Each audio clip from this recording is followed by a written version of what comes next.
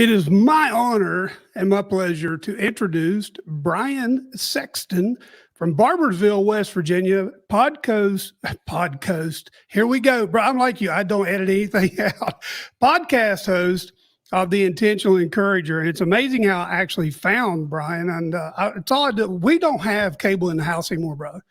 It's we live stream everything now, and we just got tired of it. So I'm paying. Well, you're paying $200 or $300 for 200 channels, and you watch one and a half of them. So yeah. There you go. So off the camera, we were kind of talking about about West Virginia being born and bred, and I actually went in. Let me go back up. So how I saw you, or how I found you, was I watched your interview with Tom when you were sitting in for Tom Roten. Yep. Actually, that's one of the things that Brian does as well. Is he co-hosts, guest host for the morning show with Tom Roten, right? Yep, that's right. And you had Al Robertson on. I did. Yeah, Al's a good friend of mine. Yep. And I got a little story to tell you about West Monroe, Louisiana. It's a small world, bro. Yeah. So anyway, so I went in and started watching some of your podcasts, and I'm like, man, I really want to get Brian on. He's a homeboy. He's a West Virginia fellow mountaineer, and now he's a Thundering Herd guy too. So that's where he graduated. Yeah. But anyway, hey, listen, I'm going to tell you. So I got my voice juice with my Marshall Thundering Herd cup and my class ring from Marshal University. Go Herd. So hey, my uncle graduated from Marshal University with a speech therapy degree. Yep. His daughter just graduated there not too long ago with her speech therapy degree. My stepsister graduated there with an accounting degree, I believe. My wife's a WVU Your family's grad. left a lot of money in Huntington, so we have. And my son and my youngest played football, Marshall. Oh, wow. Yeah. So real quick, Alan Ironhead Meadows. I don't know if you know who Alan is. Oh, yeah. Played on the 71 Young Thundering Herd team. Yeah. Used to hang out at his house. Yeah. Alan's one of the OGs. He played on that team with a friend of mine, Dave Walsh, who really? Yeah. I didn't know you knew Dave. Dave was a backup quarterback. I worked with Dave for about 5 years at the Herald Dispatch in the sports department. And I'll tell you a quick story about that time. My dad was a senior in high school in 1970. He went to Huntington East High School. Hang on, man, Brian. Go ahead. There we go.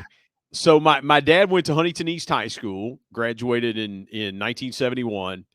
And John, that summer before his senior year, so 1970 would have been the summer of his senior year. My dad was the youngest of 12 kids, but my grandfather had passed away, and that's a story in and of itself about that time. But it was my dad, his mother, and his two older sisters, and they were dirt poor, man. They were just poor as church mice, as we'd say back home. And my dad worked around the 1970 Marshall football team to earn some extra money for his family, and worked home games and worked during the summer. And had my dad been about 6 months older, Gene Morehouse, who was the sports information director and the voice of the Thundering Herd, his son Keith is a sportscaster at home. Keith's a wonderful guy and a friend. But Keith's dad, Gene, was the play-by-play guy for the Marshall team in 1970. And he was working to get my dad a journalism scholarship at Marshall. My dad wouldn't have been able to afford to go to school. And Gene tragically perished on the plane crash. And so my dad didn't get to go to college, but knew all those guys on the 1970 team. And had he been just a little bit older, he probably would have been a freshman at Marshall at that time and could have been on that plane, man. It was it's amazing.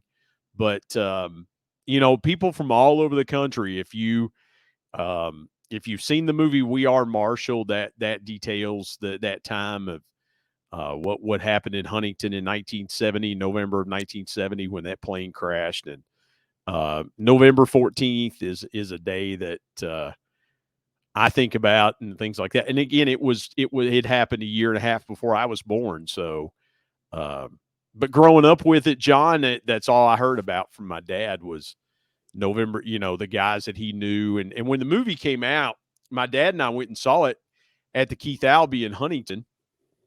And we went over there and saw it on Christmas Day. It came out in December of 2005 or 2006. I think it's 2006. We went on Christmas Day and watched it. And my dad he was like, yeah, there's, the guy playing Joe Hood, who was a running back. There's a guy who played Ted Shoebridge. They had some early scenes in the movie of the 1970 team. There's footage on YouTube where there's the actual broadcast that Gene Morehouse did. Yeah. Underneath the game film. And man, John, I tell you, it's eerie to think that those guys, by 7:00 that night, none of them would be left. That happened at 1:00. I think they kicked off at like 1 or 1:30 at East Carolina in Greenville. And by 7:00 that night, they were all gone. And it's just kind of eerie to think about. But I'll tell you a quick story. My son and I several years ago met Red Dawson. Red was an assistant coach on that team, and Red's very prominent in the movie. He was played by a guy named Matthew Fox. My son was a teenager at the time and was in awe because that's, we'd watched that movie quite a bit. And Red Dawson told us, he said, I watched the movie one time. I can't watch it after that. Because there's a poignant scene, John, in that movie. And forgive me for going off on a tangent, but there's a poignant scene. No, go ahead, bro. That's what we're here for. Where Matthew McConaughey, who's playing Jack Lingle, who was the coach of the Young Thundering Herd, Matthew Fox, who's playing Red Dawson, is up on his shed at his house working on the roof of his shed. And McConaughey's character of Jack Lingle is trying to get him to stay on as an assistant coach. And Fox, who's playing Red Dawson, said, I promised 25, I forget the number, it was in the 20s. He said, I promised 25 moms and 25 households that I'd watch over their kids, and there's not a one of them left. Yeah, I remember that in the movie. It's a poignant scene in the movie. And then, here a couple weeks ago, John, I took my wife up to Spring Hill Cemetery in Huntington because she had never, growing up in Huntington, she had never been to the Marshall cemetery site. Yeah. And it's cool. If you ever come through Huntington, West Virginia, those people that are listening, if you ever come through Huntington, West Virginia, you got to plug Spring Hill Cemetery in there. There is a memorial to the 6 football players who were unidentified.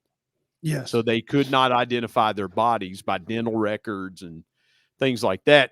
There was kind of a movement a little bit around Huntington to go, okay, well, we've got this DNA that, we've got 2023 technology. We can identify these guys, and their families are just like, you know what? Leave them there. They're buried with their brothers. And so, they're just, they're buried up there at the Spring Hill Cemetery in Huntington. There's 6 of them. There's a big monument up there, and it's something to see. It's pretty cool. It is.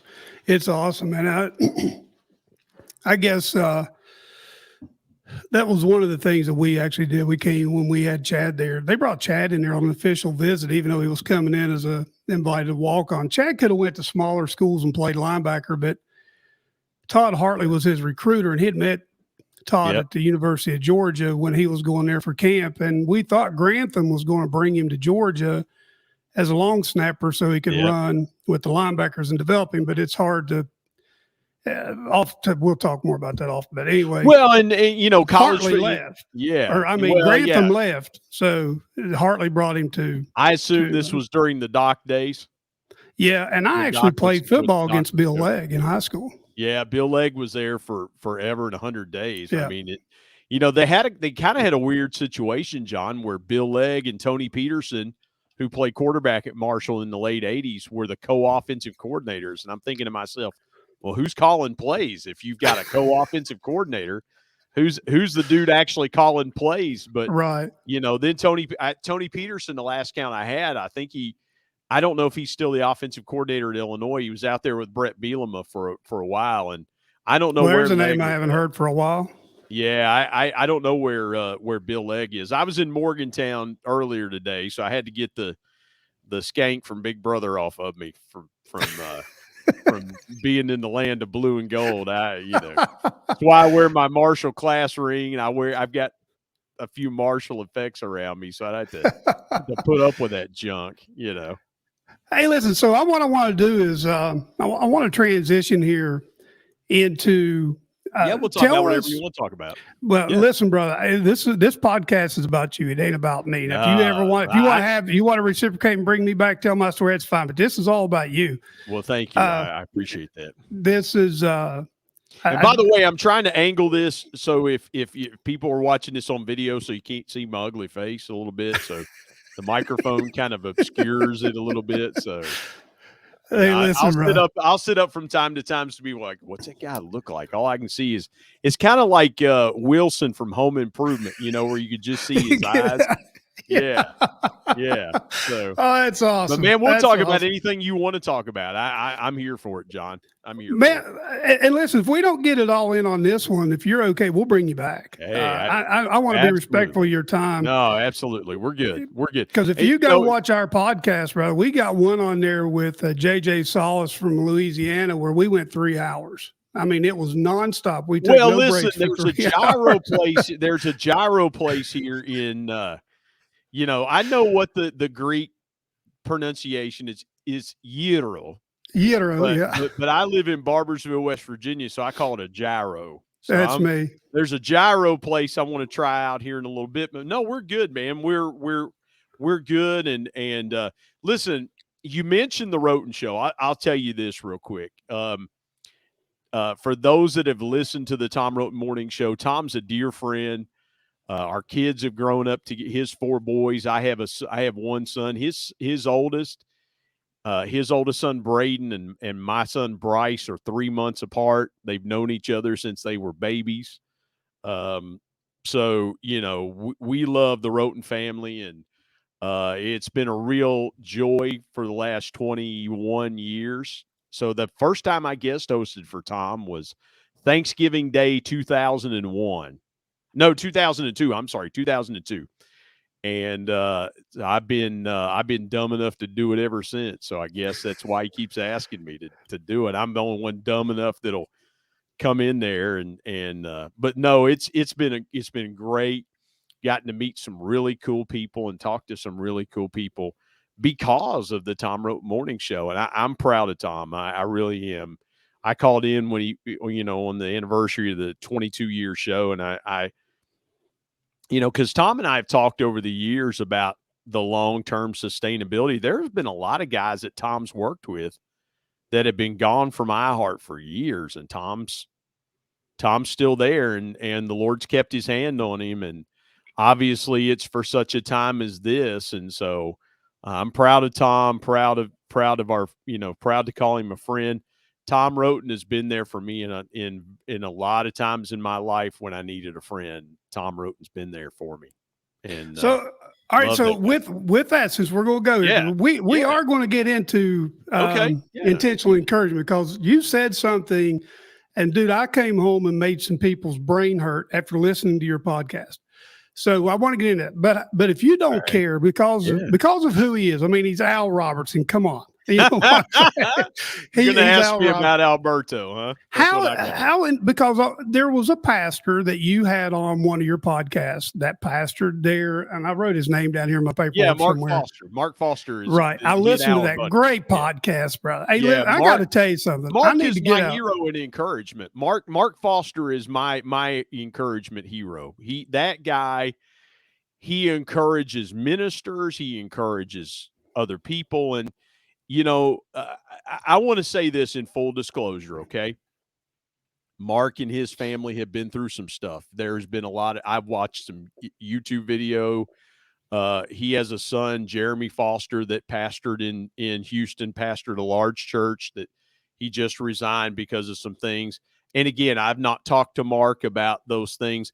What I've done is I've tried to encourage Mark and just say, hey, I'm praying for you and things like that. So I want to connect the dots there, and say, hey, look, there's been some YouTube videos out there and things like that. But Mark Foster is a prince of a man in my book. Yeah, you need to go listen to the podcast. Yeah. It's on the Intentional Encouragement podcast with him. He's an incredible somebody, and I can see when I was listening to him, I'm like, no wonder Al Robertson fell in love with this dude. I mean, he Well, loves Al and him, Jesus. yeah, Al and him. So how the connection goes, and how I met Mark was Mark came to my church, the church that I attended and my wife and I attended in Charleston, West Virginia. We attended North Charleston Apostolic Church for almost 17 years. Mark was coming there to a men's conference. And so I walked in and I said, Mark, I said, my name's Brian Sexton. I said, you and I have a mutual friend. He just kind of looked at me like, we do? I said, yeah. I said, Al and Lisa Robertson. He just lit up. He said, how do you know Al? And I told him how I knew Al. And so but Al and Mark were both pastors in West Monroe. Mark pastored the Pentecostals of the Twin Cities, and he's now their bishop. And Al was a pastor, obviously, at White's Ferry Road there in West Monroe. And they with several other ministers in the community would gather every Tuesday at a local bank to pray in their community room. And that's how he and Mark became such good friends. And Al loves me, just thinks the world of Mark Foster. And I do too. Mark is a special, special guy, but so is Al. So, Al is, I'll tell people this. The thing that I love most about Al, what you see is what you get. Al is not a guy that puts on anything. I was sitting in Al's living room, sitting there, and he had on a baseball cap and a golf shirt, and he'd just been hanging out. And I had Cincinnati Bengals pullover on because they were playing that night. It was Halloween night, and I'm a huge Bengals fan, and they were playing Monday Night Football against the Browns. And I told him, I said, man, it's a good thing that we had a lot going on because that game was pure terrible. But it was, man, the Bengals played like garbage that night. But Al's he's a great, great guy. He's built for, I told him privately, I said, you're built for this because Al is, he's kind of the straight man. He says, I'm the beard wrangler. I keep everybody in. I tell you what, even if they didn't have Al and even if they didn't have Jason Phil, Al would have no problem carrying a podcast. I think they'd have trouble without Al. I'll just be honest with you. I mean, to me, he's the one that kind of wrangles, Phil and Jace. And Al knows the buttons to push with each of them, and that's laughs. Yeah, Al knows where to. Al's got a mind like a steel trap. Al remembers things, and he'll tell me little nuggets, little parts of the story too. And and again, but I'm gonna tell you something. Lisa Robertson, his wife, is one of the sweetest people you will ever meet. If you get a chance, if Al and Lisa are speaking anywhere near you, go and hear them speak because they are just sweet, sweet, sweet people. And Lisa is dynamite. She's just she was on a StreamYard. She was on a live stream one night when their book Sister Roar came out, and I watched it. Right. And I sent Al a text. I said, "Man, Lisa knocked it out of the ballpark.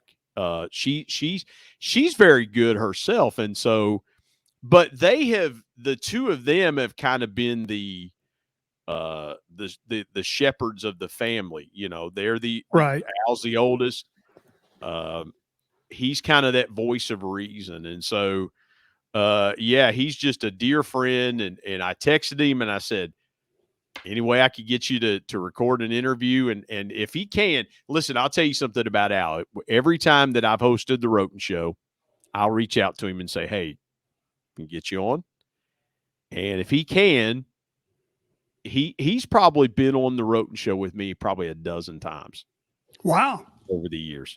He's that generous.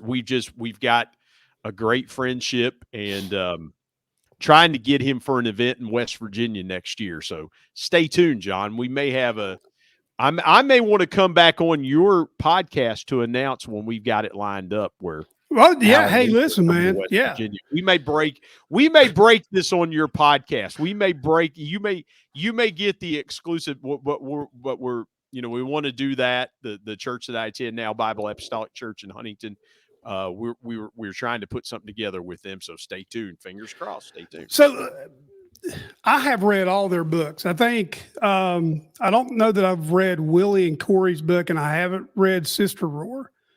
But the C plus gospel that Phil wrote. Yep. Okay. So there's a young man by the name of Noah Ring, who was at the University of Georgia, and Chad, my oldest. It's his production company that produces my podcast and all that stuff. And it's like I said, it's a long story about how we got started. But anyway, I had read all their books, and I used to keep them stood up behind me.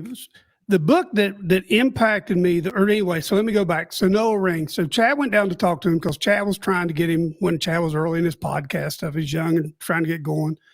Al had sent Noah 10 copies of the C plus gospel. Yeah. And this was before it was ever in production, before it was ever being published. And Noah sent me one of those. I still have it today. Yeah. And I'd love to get Phil sign it someday. So anyway, long story short, there's a friend of mine, J.R. Fix, that's in West Monroe, Louisiana. Yeah. He does HVAC for Willie and Corey, or for Corey's mom and dad. He knows all the Robertsons. Yep.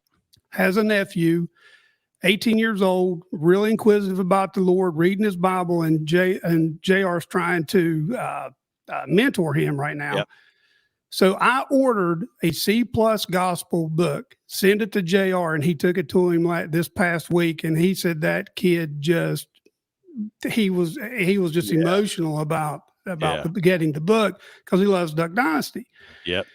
And I told him, I said, JR, you need to take that over to Corey's mom and dad. They can take it to Phil and get it signed for you if it'll mean any more to you. But he didn't have time. He didn't get it till the day before he was leaving. Yep. But so anyway, what I want to say is, anybody that thinks that company was born with a silver spoon in their mouth, they need to go read some books, because everybody gets a little bit of a misconception about that family by watching Duck Dynasty.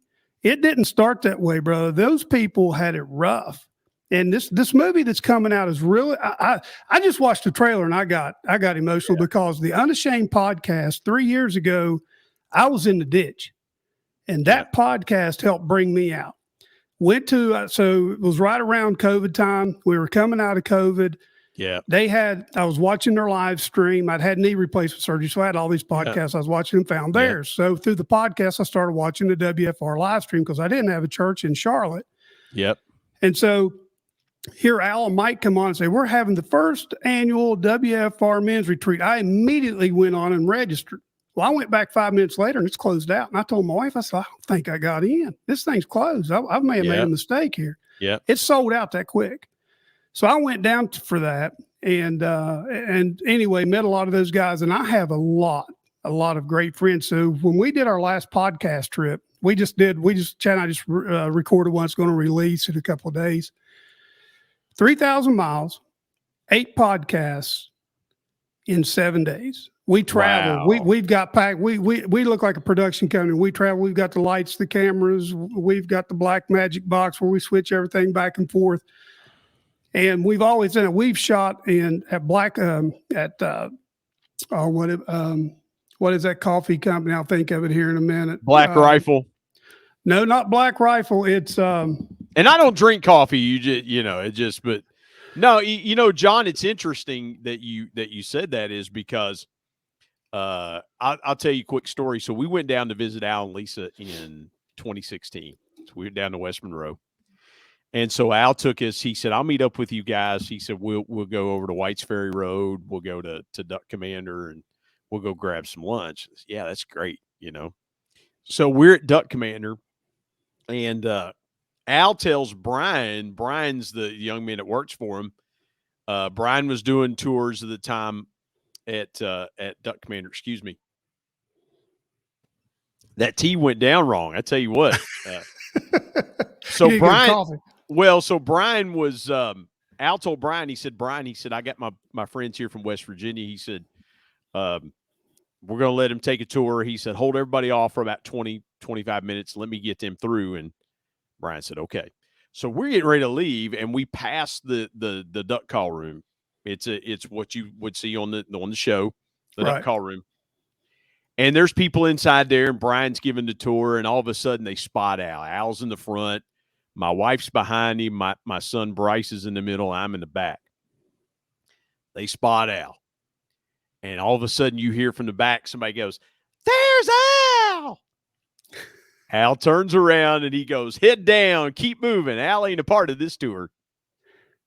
And but we get outside, we get ready to leave, and we're taking pictures.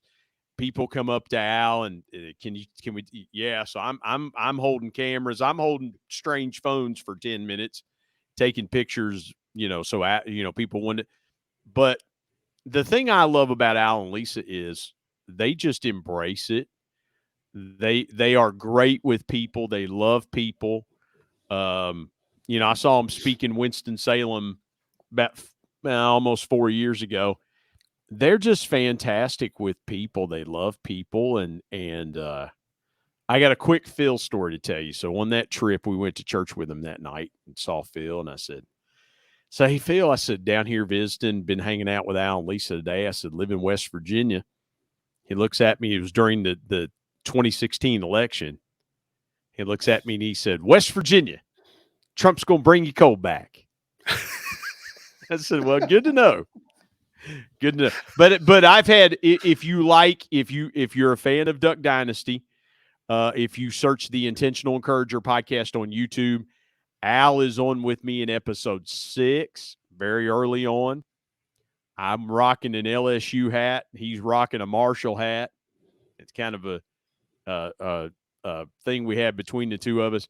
And then we did a special episode where he and Phil came on together to talk about the book Jesus Politics. Yeah, so I've got one with him and Phil together talking about Jesus Politics. So, and then if you watch some episodes of the Unashamed podcast, you'll see Al rocking a Marshall hat that I sent him, and I said, "So that's you that got him that?" If I send you a Marshall hat, will you wear it? And he said, "Yeah, I'll wear it." And then in a couple episodes, he's wearing an Intentional Encourager podcast hat that I sent him. So when I say, yeah, go ahead. No, when I say that Al's a dear friend, he really is a dear friend. So go ahead, John. So before we get off, after we get off here, just don't jump off too quick. I want to get your address. I want to send you. Actually, Chad's written a book. Al has a copy of this, by the way. I gave it to him. Chad signed it and gave it to him. We recorded at WFR with Derek McQueen. Wow, that's awesome. We sat up in one of the rooms and shot there. Brian Rucker was going to come on, but it was kind of late notice. Yeah. For him to come on.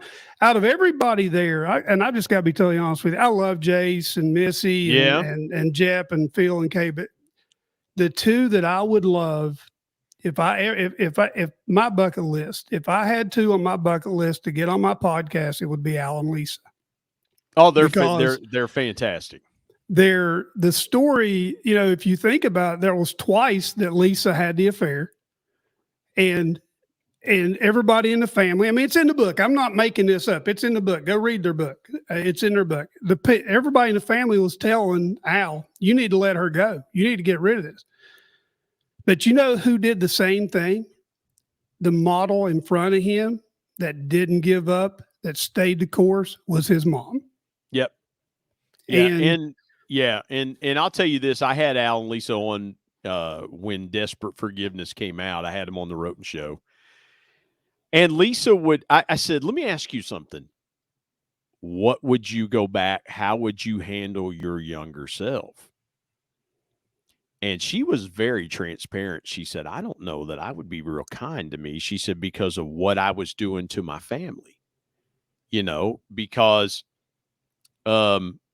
she understands now that, my goodness, I mean, and we were talking about something, and she said, "Al can look at my phone anytime he wants to. I have nothing to hide now." She said, "Back then, obviously I had something to hide." She said, "But now," she said, "Brian," she said, and this is something that I'll never forget her saying. She said, "You know what?" She said, "Trying to keep up the lie was exhausting." I can She only said, imagine. she said, I felt such relief when I told Al. She calls him Al, and she said, when I told Alan the truth. And what I respect most about Lisa is the same thing I respect about Al. What you see is what you get. If you're Al and Lisa's friend, you're their friend. They love you, and you know that. I mean, it's awesome. Go get Desperate Forgiveness if you're. I can't recommend their books enough. Go get A New Season. Go get Desperate Forgiveness. Go And they're not go a to their hard read website. either. They're very No, pleasant. They're a great no. read. You will, once you pick it up, you don't want to put it down. Well, and again, Yeah. that's the thing with the blind was, talking to Al, about the blind is, um, it's just he's very proud of his family and, you know, um, very proud of his kids. He's got 2 daughters, very proud of his daughters, very proud of his son-in-laws.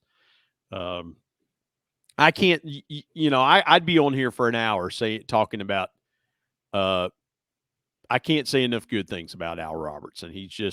I'm so thankful the Lord put him in my life as a friend. And, yeah, he's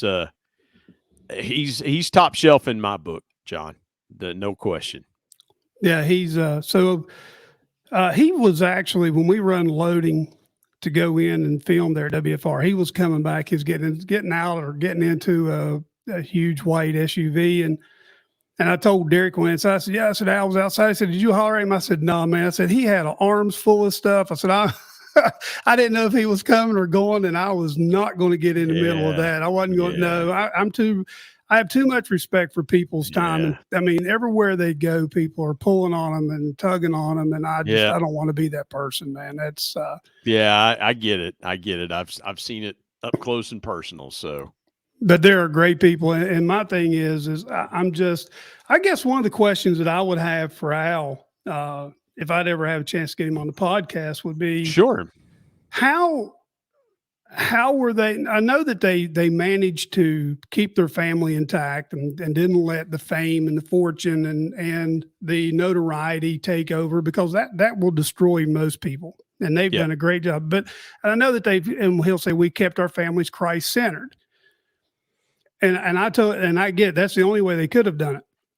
My question would be, when it comes to the church, how did it affect the church? Because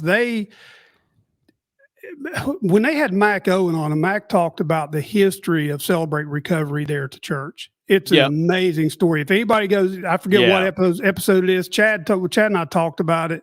He actually went and found the episode. But it's Mac Owen. You'll see it because Willie's kind of hugging Mac in the when you go to the thumbnail.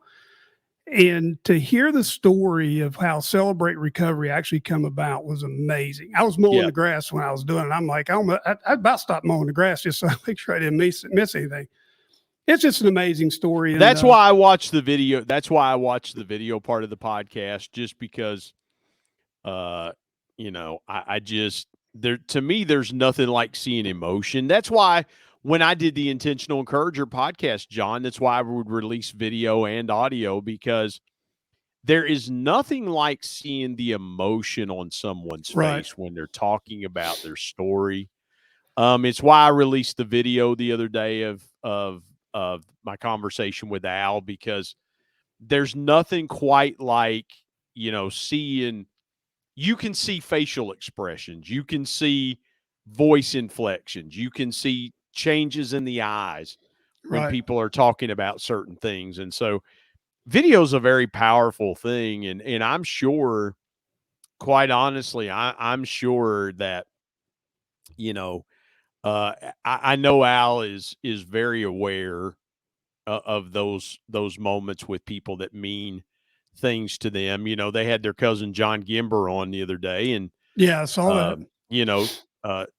John's important, and Al was telling the story about living with John's family when he went to New Orleans when he was younger. So, but that's, again, that's why video is powerful. And again, other podcasters out there that are watching, I would encourage you to do as much video as you can, because, man, you can really connect with people through the power of video.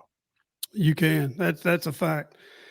Well, brother, this was unexpected. This has been good, though. I enjoy this, man. I love that family to death. Yeah. I don't know any of them personally. Uh, one of the guys, JJ Solis, that's on my podcast, the one that went 3 hours. JJ was my prayer sponsor, or what I call my prayer sponsor, my prayer partner. Whenever I went down to the retreat, Mm-hmm. and I've been down there twice now, and I go stay at his ranch, and found out this last time that he and Jace went to school together at Ouachita Christian, Yeah. and that he used to spend some time at the Robertsons back whenever they were in school, and so he and JJ is a tremendous somebody, and that was something else I wanted to get into in our podcast today. And this will Sure. be a great place to transition. And if you will, I would love to have you come back, because I know we're not going to even touch the surface of what I want to get into with you.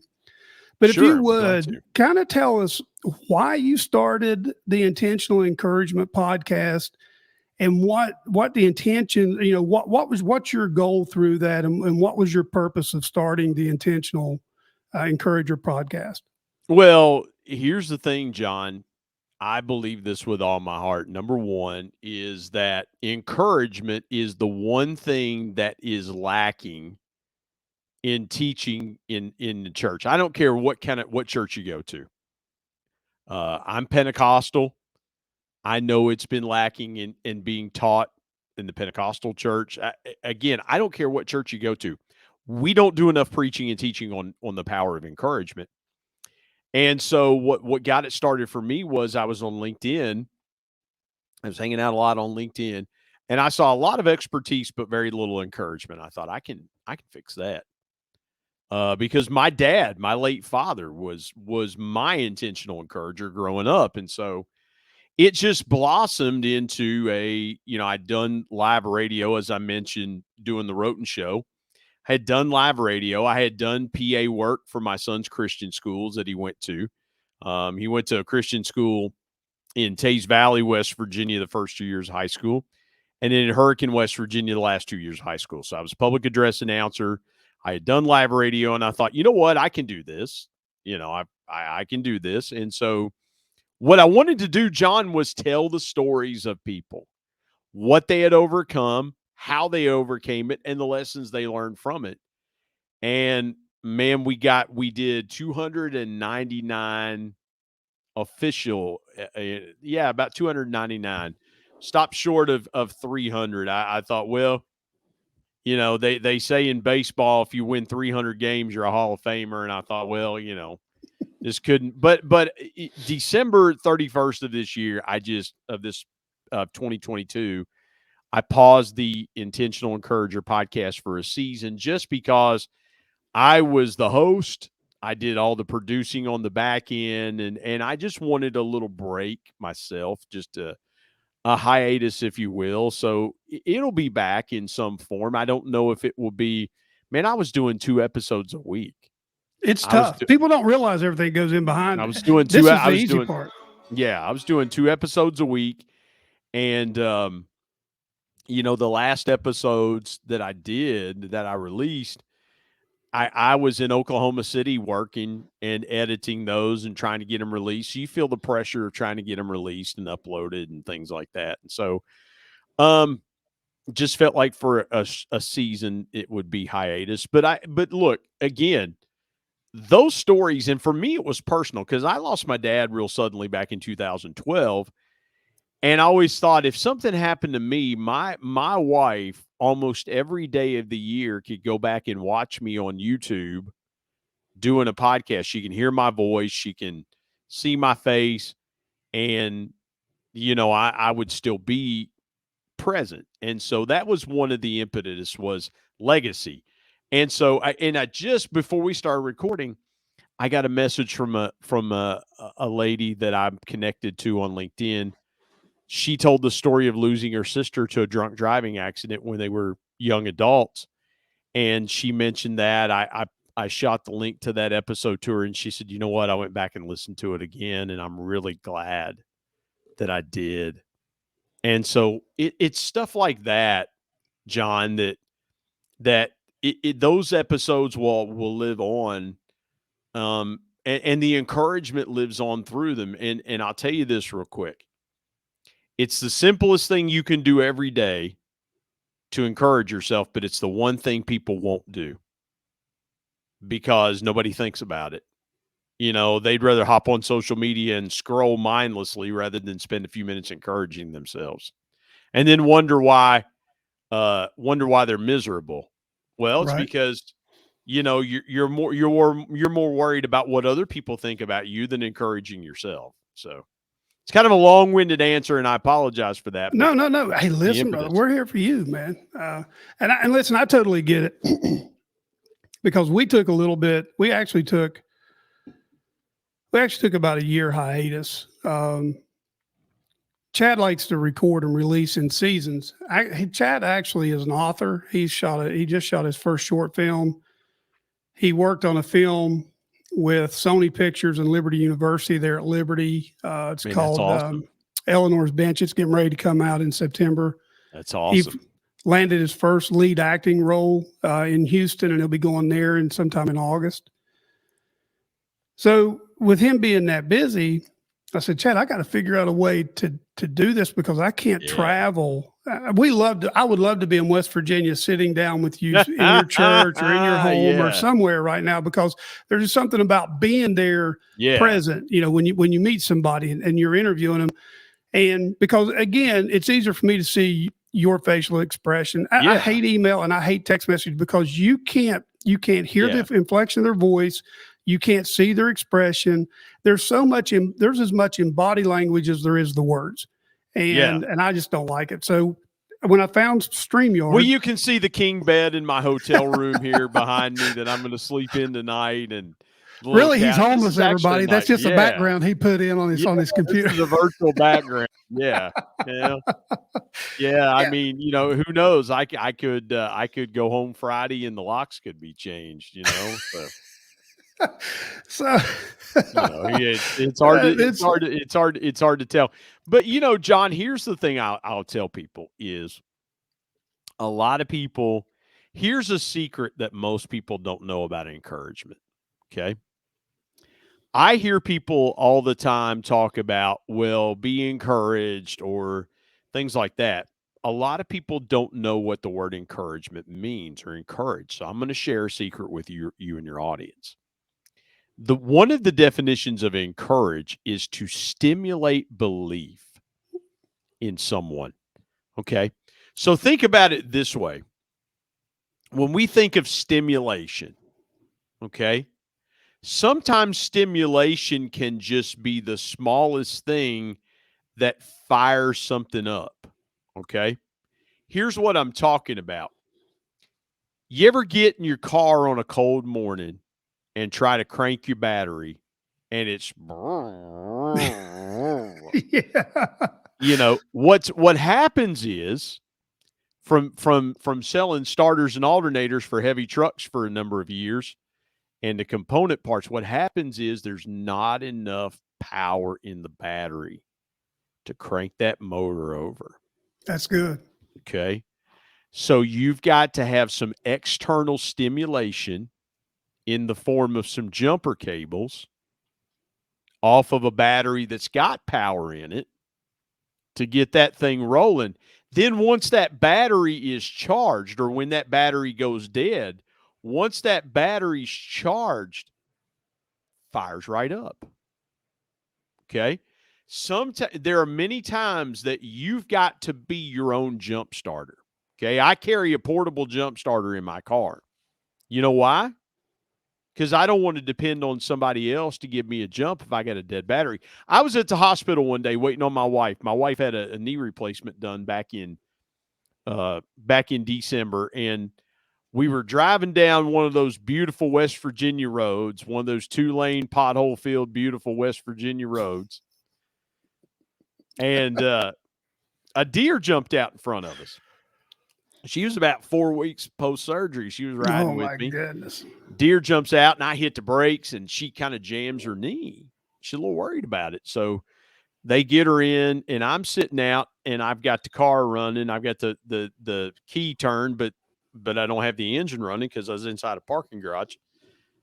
I go to turn that motor over and it's deader than a hammer. Click, click, click, click, click. I said, I can fix this.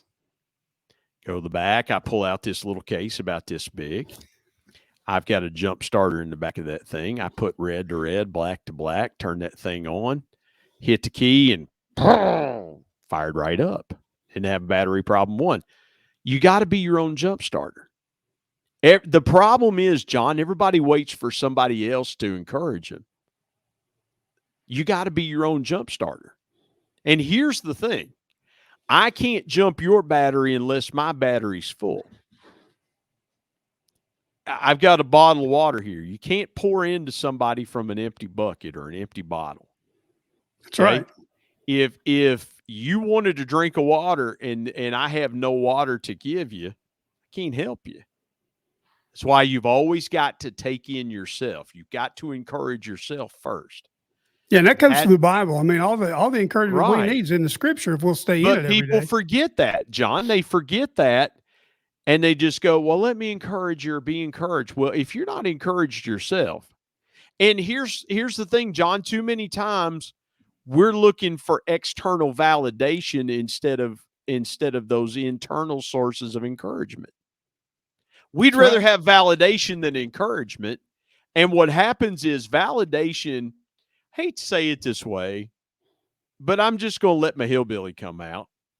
All right. And if you have to edit it, edit it. Validation a lot of times like a fart in a windstorm. No, you're right. It's like, are you kidding me?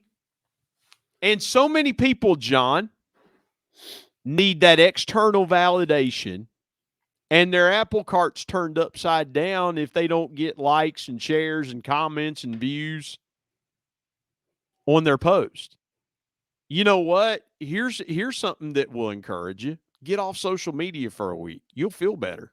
I was off for 3 years. I got off for 5 months, and I'm back. But it changed my mindset. Okay. Yep. And so that, John, that's the thing is it encouragement that you take in yourself. Okay.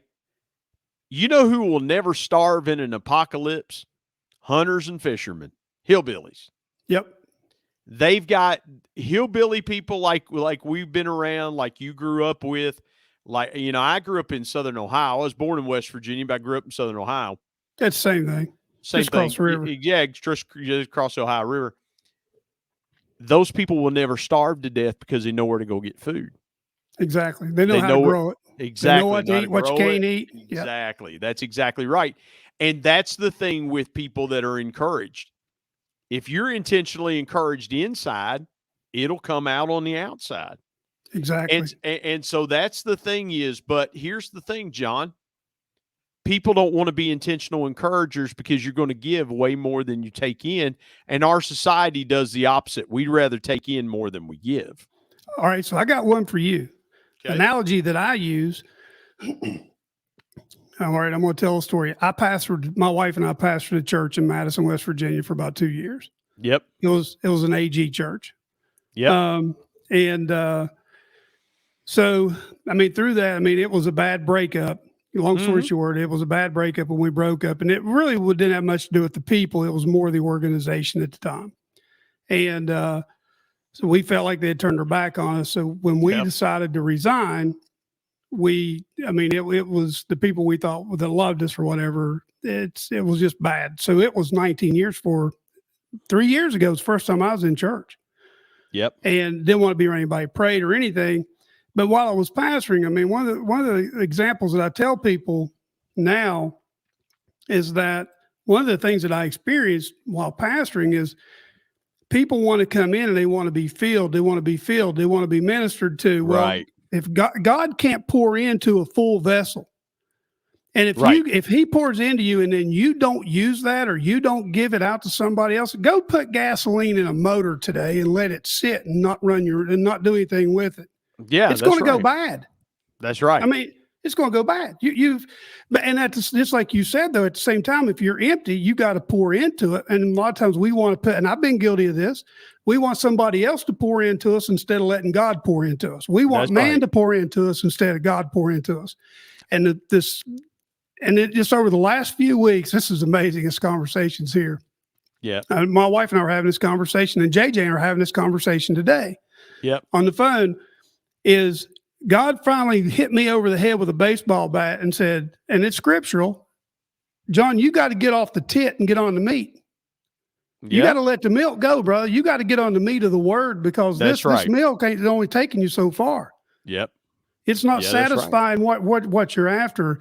And so this is a great conversation. I got to get you back on, man. Well, that's right. And here's the thing too. Here's the thing too that you said that I loved is that, people don't understand the difference between milk and meat in today's church.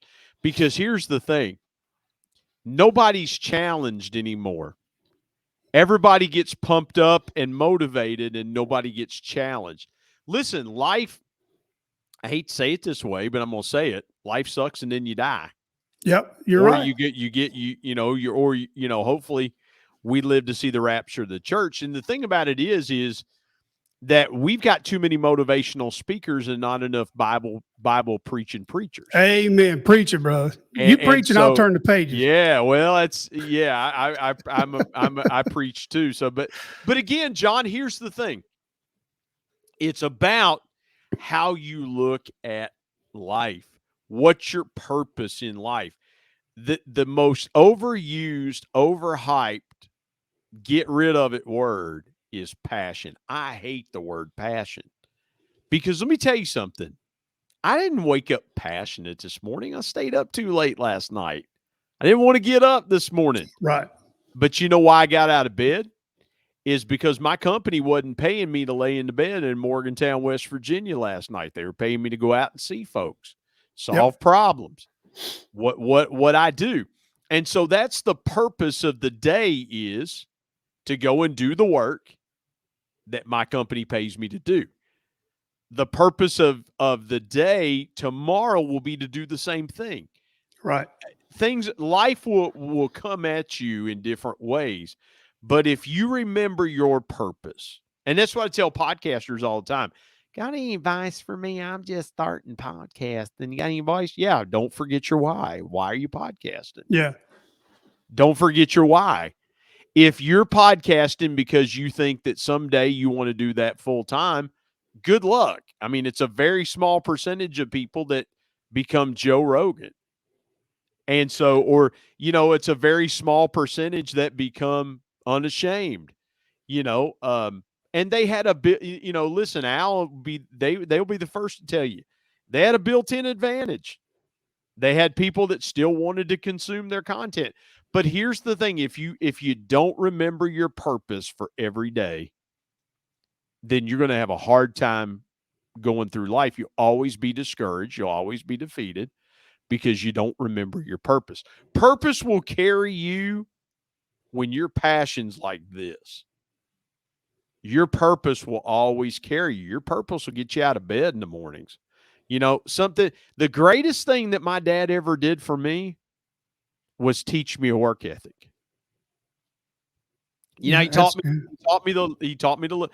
I said this at my dad's funeral, John. I preached my dad's funeral. The three things that my dad taught me, I was 40 years old when my dad passed away. I'll be 51 in August. The three things that my dad taught me how to love, how to work, and how to serve. And I might have missed the order there, but again, my dad taught me those things. And so those carry me at times when things aren't perfect. And so, your why has got, your purpose has got to carry you when, man, life's hitting you across the head with a 2x4, when, you've got, and I'll say this, let me tell you something. My dad was a pastor the last 3.5 years of his life. He probably took to the grave a lot of things I'll never know that he had to deal with. I'm shocked that we don't have more pastors that have PTSD, all the stuff that people dump on them and put them through and things like that. That's why if you've got a great pastor, pray for him. That's why if you're a Christian and you've got a pastor you love, pray for him, cover him in prayer, because you don't know the crap he's dealing with behind the scenes that you'll never know about. That's right. And so, but again, we're all dealing with stuff. John, I want to say this, and forgive me for kind of going long-winded, but I want to say this. No, Easy. listen, you go. I was just getting right. You go, and then we'll ask you My something. biggest piece of life advice is this: be easy. Be easy to pastor. If you're a Christian, you go to church, be easy to pastor. Ask your pastor, Pastor, what do you need from me today? Boy, what I would have given to her to hear that. How can I serve the church today? How can I serve the church today? What can I do? Be easy to pastor. On your job, if you report to a leader, be easy to manage. Be somebody that your manager confides in, be a sounding board, but be easy. Be easy to manage, be easy to work with. If you own your own business, be easy for people to come to work for you every day. And the third thing is be easy to live with. Yep. Be easy to live with at home. Don't come in and create more stress on your wife or your husband. If you're ladies, if you have a husband, I say that and people might say, well, I'm conservative. I believe a man should be married to a woman and a woman be married to a man. I'm just conservative. That's my belief. Okay. But be easy to live with. Don't come in your house every day and tear your kids a new one. Yep. Again, my West Virginia's coming out. Don't tear your kids a new one. I know what you're talking about. If you don't know what it is, we'll translate in the comments. Yeah, John, I have about 3 things that are little credos. The first is be easy. The second is don't overcomplicate the simple. And the third is do the right things right. That's good.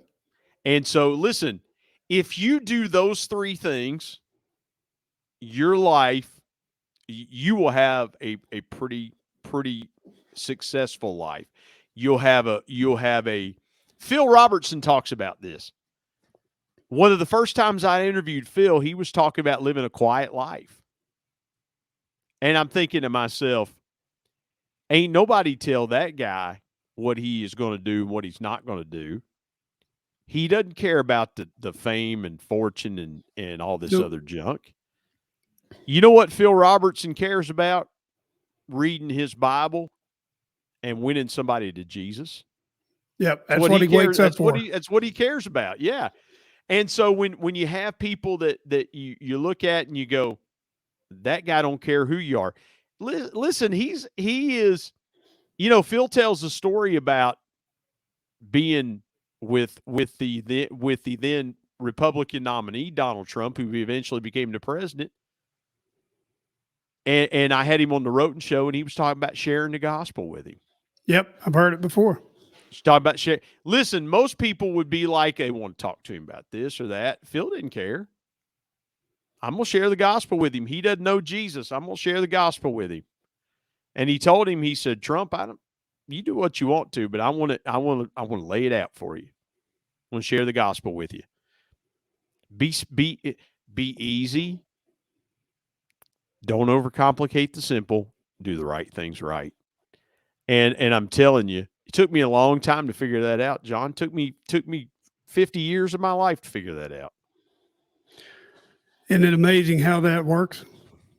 And it's amazing. Call it wisdom for a while, for a reason. Well, John, it's amazing what God has to walk you through to get to those times in your life exactly where it's just, I call them V8 moments. Like, oh my goodness, so some of you younger people won't get that reference, but me and John will, because there was a commercial when we were growing up that V8 juices was this nasty vegetable juice that people use it to make delicious vegetable soups. It's about what it was good for. You put some spices in it. It's a good base for vegetable soup. You don't want to drink it because they said they had 8 vegetables in it. I'm thinking to myself, Why drink? Just get you a glass of orange juice or something like that. It tastes a whole lot better, and it's probably just as good for you. But the I think it was commercial ginseng. was, I think it was yeah, ginseng root and persimmons as well. I think it's probably the stuff they found back in the dumpster somewhere. They just threw it in a blender, and somebody said, "Well, if you put a little spice in it, this will taste halfway decent." And Well, one thing for sure, we're don't not want going to to get eat vegetables, sponsored by V8. that ship has sailed for me a long time ago. I look like the last I look like the last food I've consumed is a vegetable, maybe a potato. I look like one of the Veggie Tales, maybe Bob the Yeah, tomato. yeah. Hey, listen. I like consuming vegetables that come out of the ground and are I'm with you, tubular. brother. That are, yeah. I mean, listen. If you live in West Virginia or you grew up in that area, the four main food groups are not what you would think they would be. It would be fried potatoes, biscuits and gravy. We got Tudor's Biscuit World, for goodness sakes. We got a whole restaurant chain designed around the biscuit. Exactly. That's got to be the state food of West Virginia is the biscuit. I told somebody one time, I said, listen, let me tell you something. If I get too old and I have to be tube fed, I just pray to God that they have biscuits and gravy that they'll tube feed me through. Herschel Crago knew what he's doing when he started it. Yeah, he's a friend of our family. Yeah, Oshel Crago. Yeah, Oshel Crago was smart enough to buy into a franchise chain, and he and Ray Burke kind of took it to the. I knew Oshel as well too. I spent time in the food business, and I'll tell you a quick story about Oshel. We're getting off topic, but I'll tell you a quick story. I used to represent Sara Lee Bakery when I first started working. I would have Sara Lee Bakery, and I'd carry around this little red bag, and people loved it because I had danishes and muffins. I could get into any restaurant I wanted to get into, any board of education I wanted to get into, because they saw that red bag with Sara Lee in it and knew I had something good. So I just kind of, in hospital, just get anywhere I wanted to go. And I was doing a meeting at Tudor's. We were trying to get muffins into Tudor's. They were expanding their breakfast offering, doing cinnamon roll. That's when they were starting to do cinnamon rolls and muffins and danishes, things like that. And we had a low-fat Danish. It was good. It was a strawberry Danish. It was low-fat. And they thought, well, we'll get something else in there for people that are, there with somebody else kind of watching their figure. And so we're going around the room, and my boss and I, they were eating these danishes, and this is pretty good. Yeah, I like this. Oshel's sitting at the head of the table, and he goes, a little dry. And all of a sudden, every one of them going, yeah, I think you're right, Oshel. How these are dry. I looked at my boss. I said, he opened his mouth. Every one of it, every one of them was loving it until Oshel said, it's a little dry. And then the whole room. I never saw the air go out of a room faster than That's I hilarious. did. Yeah, that meeting. That was probably 25 or 26 years ago. So I said, my goodness, I've never seen the air go out of a room faster than when Oshel Crago said something. But we're running. Yeah. Hey, listen, we're running a little bit. I don't want to keep you longer than I have to. So when you need to go, you let me know. I got probably another 10 minutes or so. If you don't care to come back on, what I wanted to talk about, I want to tell you something too. But I wanted to talk about in one of your podcasts where you had Yvette Walker and David Weber on. Yeah, David Weaver. David Weaver. You made a comment. You asked them, "What do you think is greater?"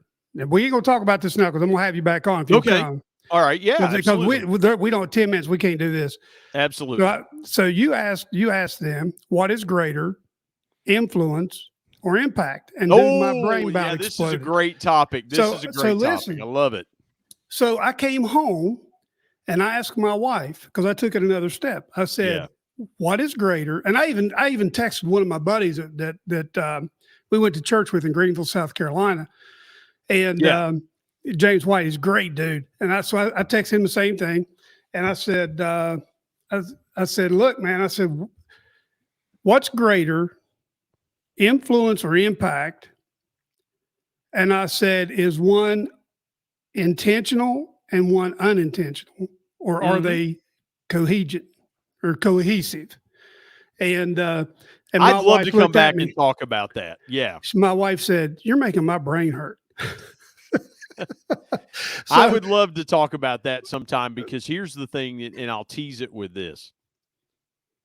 We've got people, you don't see people say, man, I want to be a YouTube impactor. I want to be a TikTok impactor.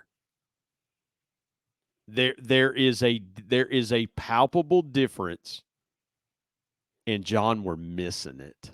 And exactly. so, yeah, I want to come back. I'd love to come back and talk about that. So, And I'd like yeah. to take that, because where I'm taking my podcast, I've got two pastors there in Monroe. One is Jarrett Fix. He pastors Schwartz Baptist Church.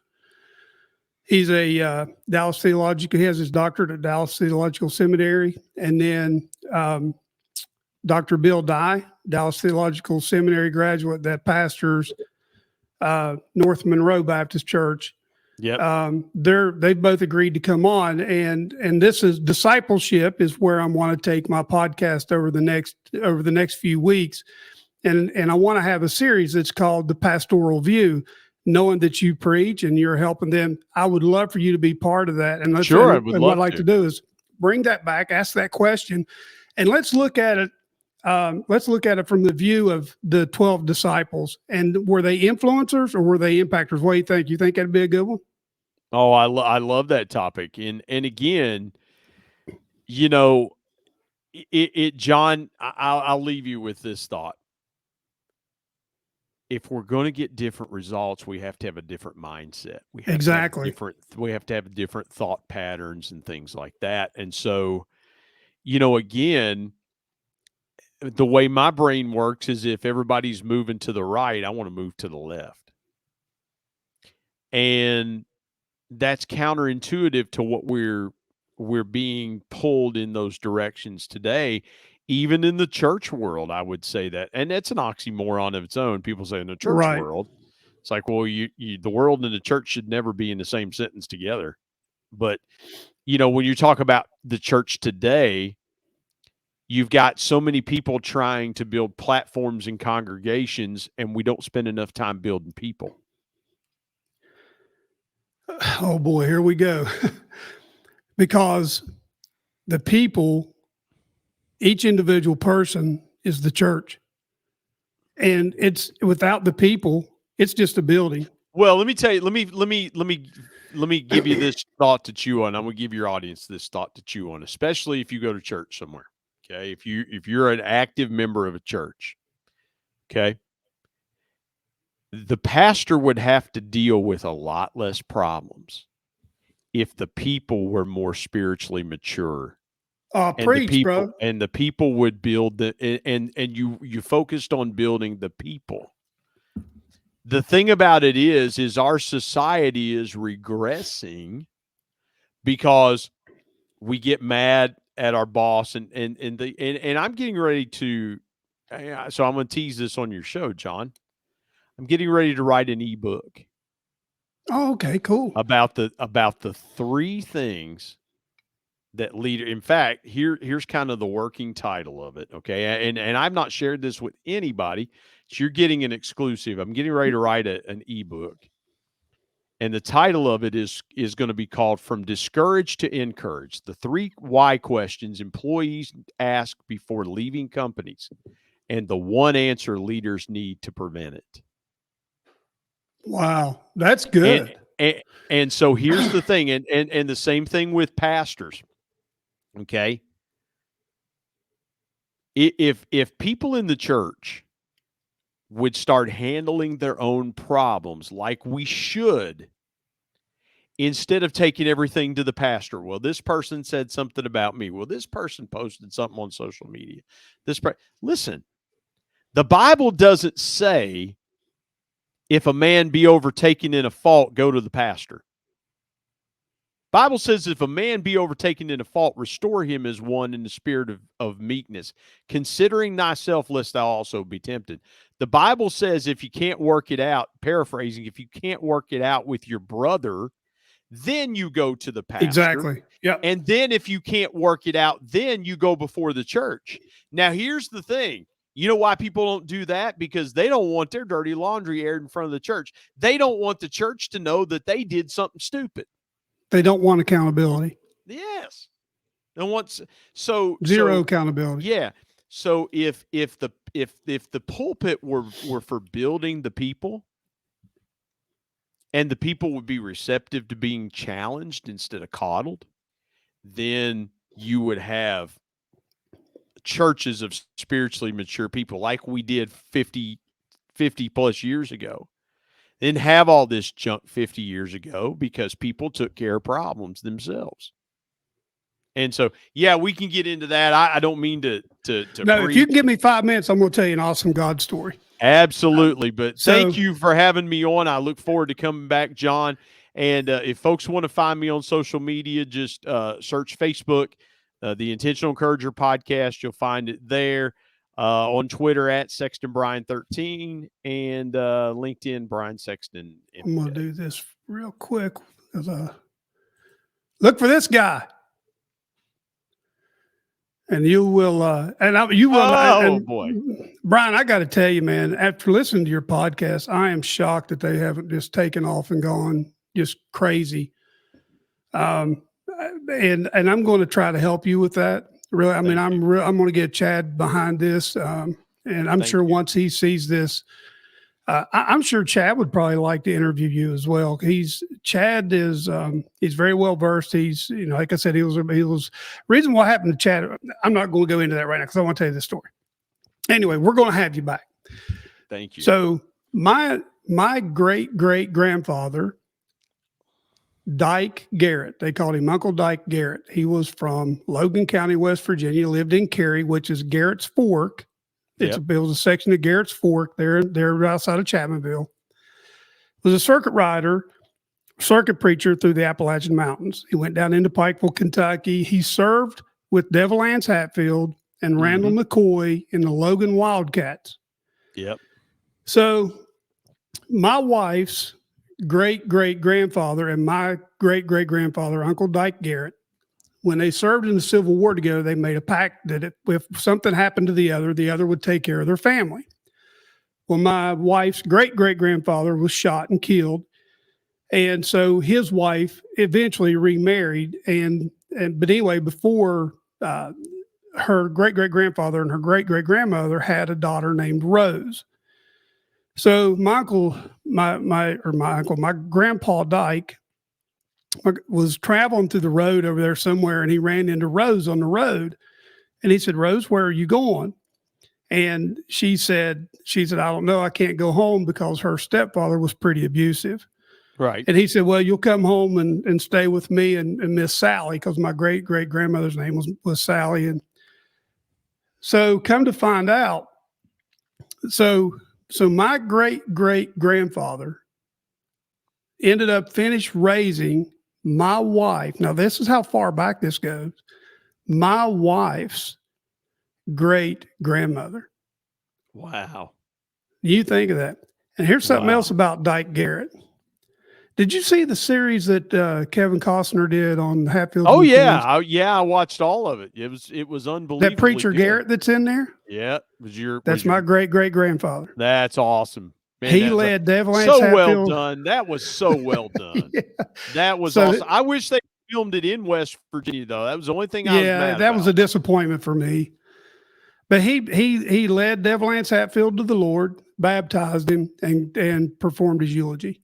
Man, oh man. The heritage we have, John, is just incredible. But man, thank you for having me on. And I want to come back anytime. You just reach out. And again, thank you to your audience. And listen, we probably bored you with the Robertson talk for the first 30 minutes, but It's all good. Those are people we love and respect. And John, again, thank you so much. I greatly appreciate it. Hey, before we get out of here, but before you click off real quick, after we go out of here, I want to ask you something real quick. Hey, everybody, listen, before we get out of here, Brian, thank you so much. And I cannot wait to get you back on. And one more time, I don't even think it's going to do it. I'm looking towards the future to having you on. This has been a conversation that I've been wanting to have on my podcast for some time, and I think my audience is going to love it. I know Chad's going to love it, and and my wife, she's been sitting here listening to it, so she can only hear my side of it. But anyway, please go to forerunnerproductions.locals.com if you want to support our Chad's production company. You can also find us at forerunnerproductions.com. Forerunner Productions on all your podcast platforms. I told Chad the other day, say that 3 times real fast. And again, Brian, thank you so much for being here. And I look forward to having you back on, because we're going to get real deep. And listen, don't forget Intentional Encourager podcast. Intentional Encourager podcast. Brian, God bless you, brother. And I'll see you here in just a minute. God bless you, John. Thank you.